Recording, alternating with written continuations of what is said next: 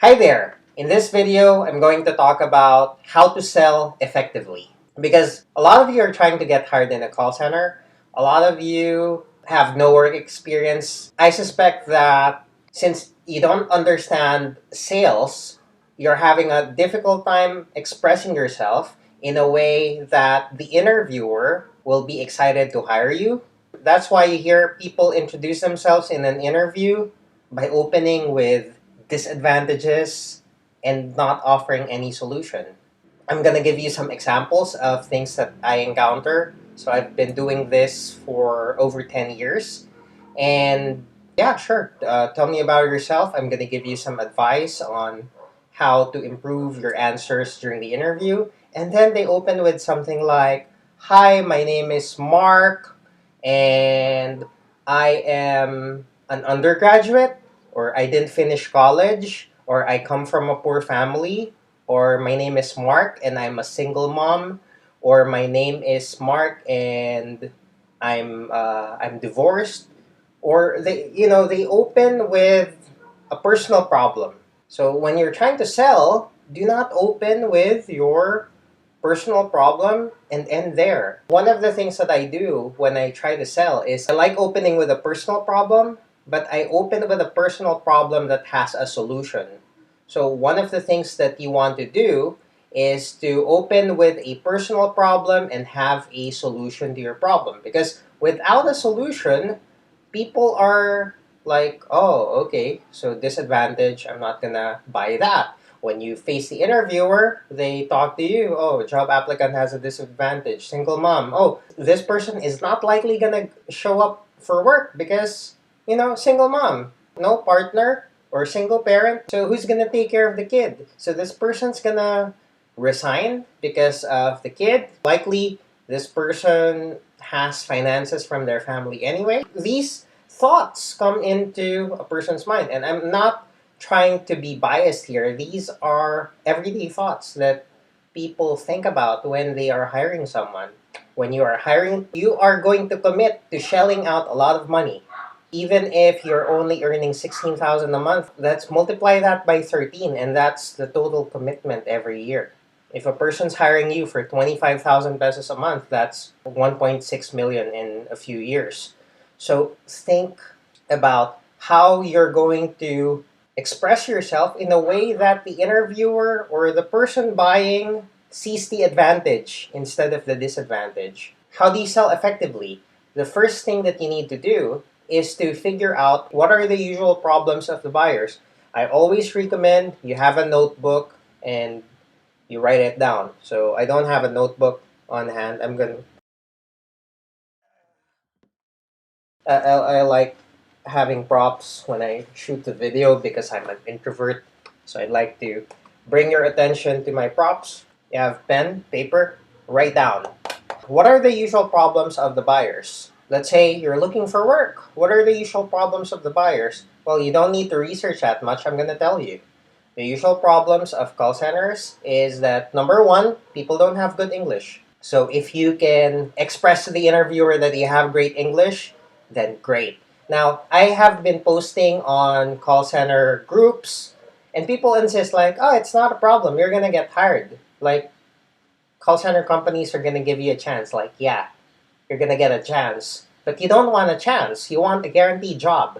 You want an opportunity where you stay with the company for a long time, right? You don't want to just pass the interview, pass training, and get fired after 1 month. You don't want that. If you're like me, you'd like 20,000 pesos a month or 25,000 or 30,000 pesos a month instead of 20,000 pesos one time, and then you have to look for work again. So the first one would be speaking English, okay? Speak good English. Work on improving your sentences, work on improving your pronunciation, work on improving your overall communication skills. And selling is different part of communication skills. Selling is the money-making aspect of communication skills. That's why I'm teaching you how to sell, because selling is the part of communications that makes a lot of money. The better you are at communication skills, the better you are at making money, and the better you are at selling, or the more specialized you are in selling, the more money you're going to make.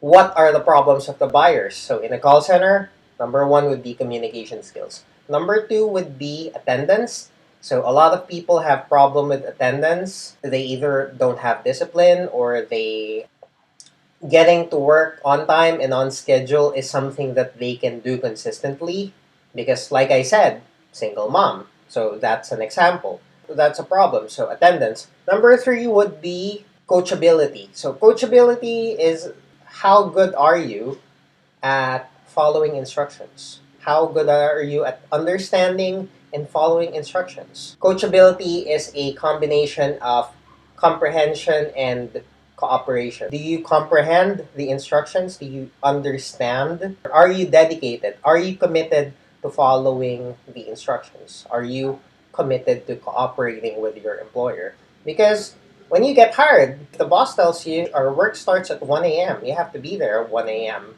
Doesn't matter if you're sleepy. If you have to sleep maybe from 2 in the afternoon until midnight, like, it doesn't matter. Like, whoever wakes you up, you have to guard your sleep schedule. So that's the second problem. So that's the third problem, I mean. So the first one would be communication skills, the second one would be attendance, the third would be cooperation. And it all ties into it together. Because if you put all those together, the word is discipline. How do you express that you're disciplined? When you are doing things, you always have two options. Am I gonna study English? Am I gonna watch YouTube? Am I gonna study English? Am I gonna watch movies? There's a difference between practicing to communicate, which is writing and speaking, and just watching a show. That's one of the solutions for the English. If you know the problem, if you can communicate the problem, then you have to communicate the benefit that you need to share. We all know that the problem is English. We know that the problem is attendance. We know that the problem is coachability, or in other words, discipline. Like, that might be a better word overall. Discipline and responsibility. What's the solution? So you have to communicate that you can speak English. The second one would be to communicate that you can go to work on time all the time. And you can communicate that you can follow instructions and understand and cooperate, right? You are committed to cooperating with what the job entails. That would be the benefits that you'll be focusing on. Yeah, sure. Kevin, you're good at speaking English. What about me? I'm not so good. You can practice. You can spend time writing. You can spend time speaking with a person who speaks good English. I'm not going to recommend that you watch my videos, because if you watch my videos, it's just me talking. The most important thing is that you should be the one communicating. You should be the one expressing your thoughts. Because this brings us to number three. The most important point when trying to sell is you need to use stories to share the benefit. So I can't just tell the interviewer, hey, interviewer, you should hire me because I'm good at speaking English. I can go to work on time all the time. Just follow the schedule. And I can easily understand, I can comprehend and cooperate with the instructions. It's kind of off. I'm going to give you another example. Like, hey, brother or friend, I'm single, I'm looking for a partner. You should introduce me to your lady friend, because I am honest, hardworking, reliable, dedicated, and whatever bullshit I can think of at that moment. But if you hear that from me, that's not gonna work out, because it sounds like I'm just bragging about my positive traits. In the same way, you go to an interview, you start bragging about your positive traits. The interviewer is gonna, no, I'm not so sure that you are who you say you are. The interviewer is gonna begin to doubt you. Don't do that. Like, I'm sure you're not gonna introduce me to your lady friend, but in the same way, you go to the interviewer, talk about your positive traits, they're gonna tell me a story about a time, which is what brings us to the final point. Use stories to share the benefit. So how do you use stories to share the benefit? Because you can't directly talk about your positive trait. So how do you use stories to share the benefit? So the first one would be, wait, I'm gonna write this down because I'm gonna forget. I'm gonna keep forgetting. So yeah, English, attendance, and discipline. So English, what's a story where I speak good English? Well, any story will do. The more stories that you can share with the interviewer that's spoken in English, then it's going to prove that you speak good English. So if you introduce yourself well, if you talk about your work history well, if you talk about stories from back in school, and all those stories are in English, then you don't need additional proof. So English, check. Next, attendance. You need to talk about past experiences. Were you always on time back in your past work? Were you always on time back in school? So instead of saying, oh, you should hire me because I'm good with attendance, you can insert a story during the conversation about how you received an attendance award or how you've always gone to work on time.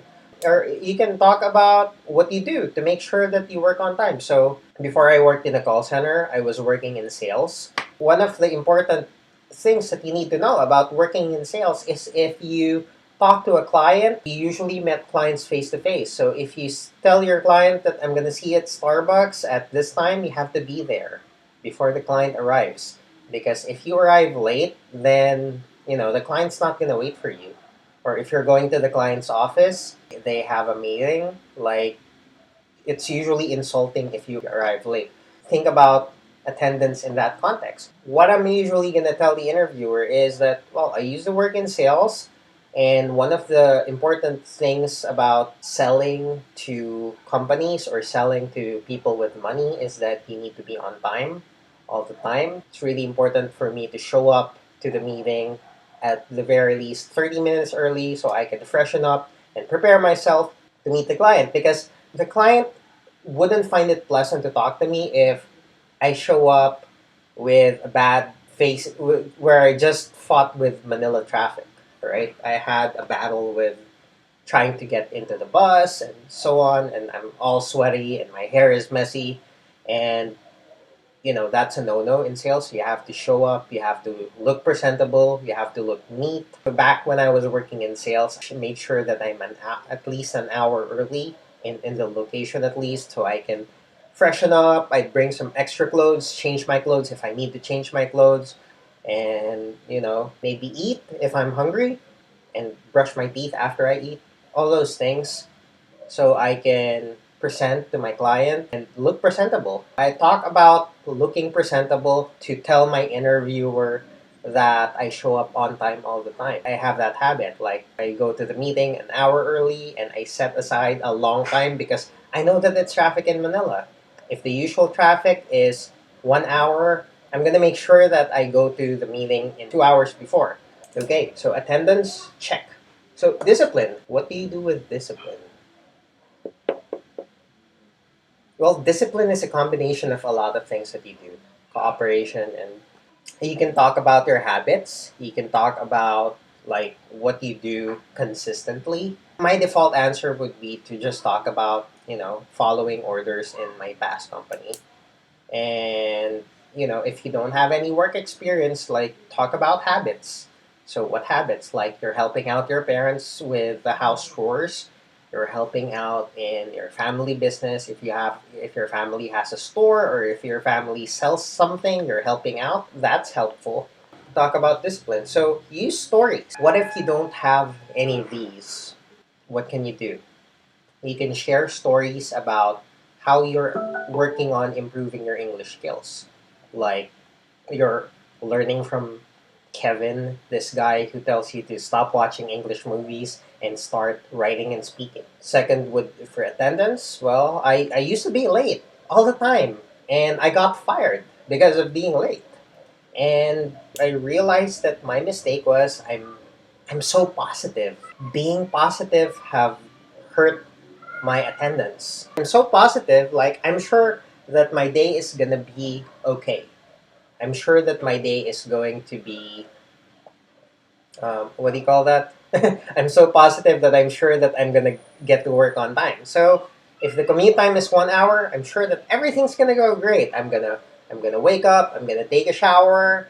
I'm gonna eat breakfast, and I'm gonna go to the office there's no traffic, I'm gonna get to work on time. But 99% of the time, that's not gonna happen because sometimes I'm gonna wake up a little later than I expect. I'm gonna wake up and there's no water. Sometimes I'm gonna wake up and there's no breakfast. Sometimes I'm gonna wake up and there's no transportation. Sometimes I'm gonna wake up and there's a lot of traffic. So those problems need solutions. And I'm so positive I didn't prepare for those problems. So what did I do? What do I do to make sure that I arrive on time? So I realized that if the travel time is 1 hour, I need to multiply my travel time by 3.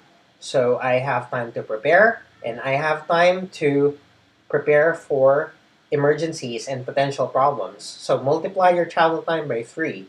So if the travel time is 1 hour, you need to be prepared 3 hours before you start.